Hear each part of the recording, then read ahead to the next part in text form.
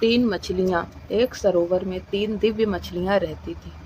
वहाँ की तमाम मछलियाँ उन तीनों के प्रति ही श्रद्धा में बटी हुई थीं। एक मछली का नाम व्यावहारिक बुद्धि था, दूसरी का नाम मध्यम बुद्धि था और तीसरी का नाम अतिबुद्धि था। अतिबुद्धि के पास ज्ञान का असीम भंडार था। वह सभी प्रकार के शास्त्रों का ज्ञान रखती थी। मध्यम बुद्धि को उतनी ही दूर तक सोचने की आदत थी जिससे उसका वास्ता पड़ता था।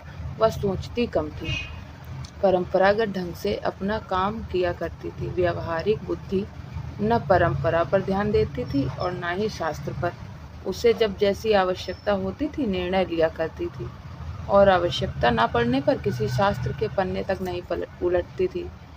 एक दिन कुछ मछुआरे सरोवर के तट पर आए और मछलियों की बहुतायत देखकर बातें करने लगे कि यहाँ काफ़ी मछलियाँ हैं, सुबह आकर हम इसमें जाल डालेंगे।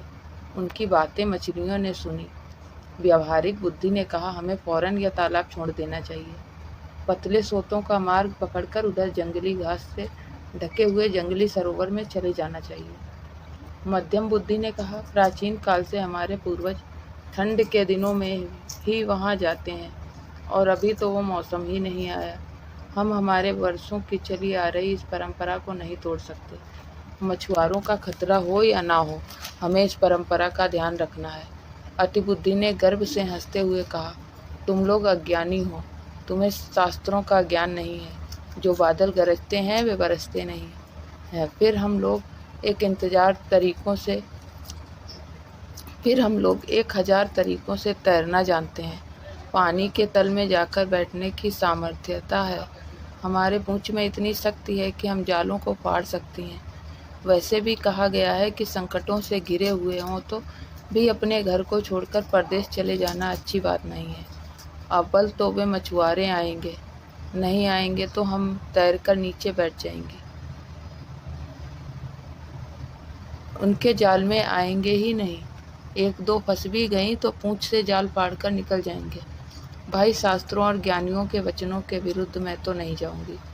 व्यावहारिक बुद्धि ने कहा, मैं शास्त्रों के बारे में नहीं जानती, मगर मेरी बुद्धि कहती है कि मनुष्य जैसे ताकतवर और भयानक शत्रु की आशंका सिर पर हो तो भागकर कहीं छुप जाओ। ऐसा कहते हुए वह अपने अनुयायियों को लेकर चल पड़ी।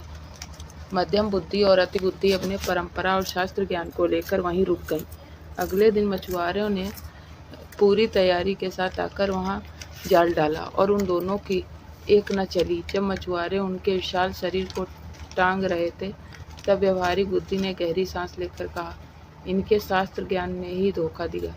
काश इनमें थोड़ी व्यावहारिक बुद्धि भी होती।